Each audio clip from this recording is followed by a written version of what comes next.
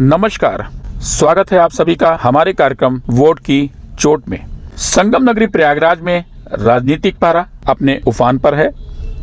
ऐसे में सभी पार्टियां अपने अपने प्रत्याशियों के जीत के दावे पेश कर रही हैं। एक तरफ भारतीय जनता पार्टी ने जहां पर पूर्व विधानसभा अध्यक्ष रहे केशीनाथ त्रिपाठी के सुपुत्र नीरज त्रिपाठी पर दांव चलकर सभी को चौंका दिया है, तो वहीं दूसरी ओर इंडिया गठबंधन के कांग्रेस के प्रत्याशी उज्जवल रमण सिंह पर भरोसा जताया है। आज हमारे बीच में स्वयं उज्जवल रमण सिंह जी हैं। आइए उन्हीं से जानते हैं कि वो किन मुद्दों को लेकर जनता के बीच में जाने वाले हैं। उज्जवल जी, एक सवाल है, भारतीय जनता पार्टी ने अपने प्रधानमंत्री के पद के लिए नरेंद्र मोदी पर एक बार फिर से दांव खेला है। अगर आपकी सरकार बनती है, इंडिया गठबंधन की सरकार बनती है, तो किस चेहरे के साथ आप लोग जाना चाहेंगे? देखिए, अगर आप पुराने इतिहास में जाएं, 77 में, 89 में, 2004 में सभी लोगों ने मिलकर चुनाव लड़ा और उसके बाद प्रधानमंत्री पद का ये जो व्यवस्था है लोकतंत्र में, सांसद जो है चुनाव करते हैं। अगर हमारा बहुमत आएगा, हमारे सांसद ये तय करेंगे और हमारे पास कई ऐसे चेहरे हैं जिन्होंने देश स्तर पर बड़ा काम किया है और वो प्रधानमंत्री के अच्छे उम्मीदवार हो सकते हैं। लेकिन पहले हमारी संख्या हो, संख्या के बाद सांसद लोग ये तय करें। हमारी कोई प्रणाली ऐसी नहीं जैसा कि अमेरिका में है कि व्यक्ति विशेष चुनाव लड़ता है। यहाँ पार्टी लड़ती है, पार्टी के सांसद जीत के जाते हैं और उसके बाद हम लोग तय करते हैं, सांसद लोग बैठकर कि कौन व्यक्ति जो है इस पद के लिए अपना दावा पेश करेगा और कौन बेहतर रूप से। तो उस समय विचारोपरांत मुझे लगता है कि इंडिया गठबंधन के पास चेहरों की कमी नहीं है, योग्य चेहरे हैं, अनुभवी चेहरे हैं, देश को चलाने की क्षमता रखने वाले चेहरे हैं। तो प्रधानमंत्री पद पर कोई विवाद नहीं है। हमारा विचारधारा का विरोध है, हमारा जो बीजेपी की नीति और कार्यक्रम है उसका विरोध है। जो चुनाव हो रहे हैं विचारधारा पर हो रहे हैं, नीति और कार्यक्रम पर। ये व्यक्ति विशेष पर चुनाव को आधारित करना ये बीजेपी के लोगों की एक सोची समझी रणनीति है, जो विषय को भटकाकर, जो विषय से अलग जाकर जो है ये चुनाव को ले जाना चाहते हैं। हमारा है कि जो मुद्दे हमने जनता के बीच रखे हैं, जो जनता जिन चीज़ों से आज परेशान है, वो मुद्दे हमारे असली मुद्दे हैं। चाहे महंगाई का मुद्दा हो, चाहे बेरोजगारी का मुद्दा हो, जनता को हम तैयार कर रहे हैं। अगर जनता ने, जैसा कि लग रहा है कि इंडिया गठबंधन की सरकार बन सकती है और बनने जा रही है, तो निश्चित तौर पर हमारा मानना है कि सांसद लोग बैठेंगे, चुनाव के बाद इस पर विचार करेंगे और एक बेहतर प्रधानमंत्री जो देश को सबको साथ लेकर, सबका समावेशी रूप में जो है विचार लेकर जो है और पूरे हिंदुस्तान का विकास कर सके, हिंदुस्तान को समेट कर चल सके, ऐसे व्यक्ति का हम लोग चयन करेंगे। इंडिया गठबंधन अलग अलग विचारधारा के पार्टियों का समागम है, जिनके अपने अपने मुद्दे हैं। चुनाव के बाद इन्हें एक रखना कितना मुश्किल है? हमारे पास पहले के उदाहरण रहे हैं 77 और 89 और 2004 में भी हम लोगों ने गठबंधन में कांग्रेस पार्टी के नेतृत्व में सरकारें बनी थी, जिसमें सबका सहयोग था। कम्युनिस्ट पार्टी भी थी, समाजवादी पार्टी भी थी। तो ये बड़ा विषय नहीं है। आज बड़ा विषय देश को बचाने का है, संविधान को बचाने का है। और जो नीति और कार्यक्रम है, अगर आप उठाकर देखें, जो कांग्रेस पार्टी ने जो घोषणा पत्र, जो गारंटी जो राहुल गांधी जी ने दी है, या समाजवादी पार्टी जी के अखिलेश यादव जी ने जो घोषणा पत्र जारी किया है, सबके कार्यक्रम और नीतियां लगभग एक जैसे हैं, बहुत कम विरोधाभास है। तो आज विषय 2004 के बाद 14 तक जो सरकारें चली, उसके कार्यकाल की अगर आज हम समीक्षा करें तो बेहतर रूप में 14 से 24 और 4 से 14, तो बेहतर रूप में 4 से 14 का कार्यकाल रहा। और मेरा सिर्फ इतना ही कहना है कि जब हम लोग सरकार बनाने की स्थिति में रहेंगे, सरकार बनेगी, तो निश्चित तौर से, क्योंकि जितने भी दल हैं उनकी मूल भावना एक है, मूल भावना है संविधान को बचाने की। और मूल भावना के तहत जो भी हम लोग कार्यक्रम लेकर आए हैं वो मिलते जुलते कार्यक्रम है और कोई दिक्कत, हमको कोई परेशानी नहीं होने वाली है सरकार चलाने में और सरकार बनाने में। लोग, बीजेपी के लोग ये जरूर प्रचार करते हैं, लेकिन उनका प्रचार जो है एक चुनावी स्टंट की तरह होता है कि वो कहते कुछ हैं, करते कुछ हैं। उनकी कथनी और करनी में फर्क होता है। हमारे यहाँ कोई विरोधाभास नहीं है, सब लोग मिलजुल करके एक होकर इस चुनाव को लड़ रहे हैं। जिस तरीके आज देश में माहौल है, क्या कभी ने सोचा था कि देश में चुने हुए मुख्यमंत्री को जेल में डाल दिया जाएगा? 3 बार के निर्वाचित मुख्यमंत्री अरविंद केजरीवाल जी को जेल में डाला जाता है। अनुसूचित जनजाति के मुख्यमंत्री हेमंत सोरेन जी को जो है दागदार बनाकर जेल में डाला जाता है। निश्चित तौर से ये संदेश दिया जाता है कि अगर आप हमारे साथ नहीं हैं, आप हमारे विरोध में हैं, तो आप जो है कहीं ना कहीं जो है भ्रष्ट हैं।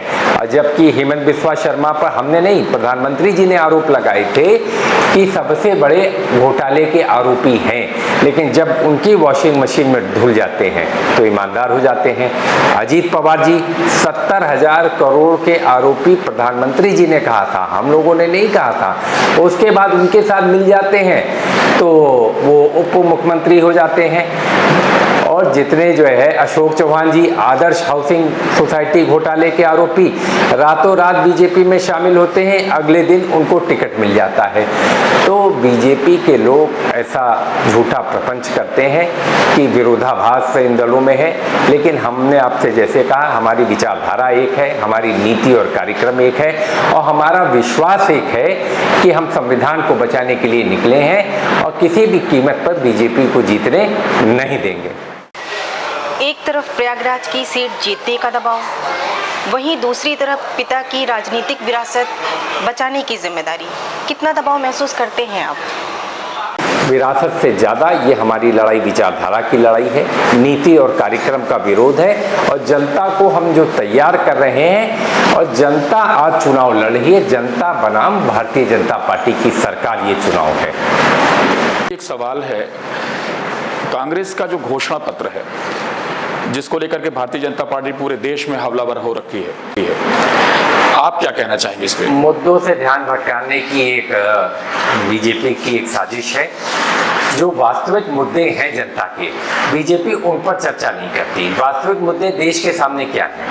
महंगाई है, जिससे हर आम आदमी पीड़ित है। जैसे मैंने पहले कहा, 4 से 14 और 14 से 24 का अगर हम आकलन करें तो 4 से 14 में महंगाई कहाँ थी और 14 से 24 में महंगाई कहाँ चली गई?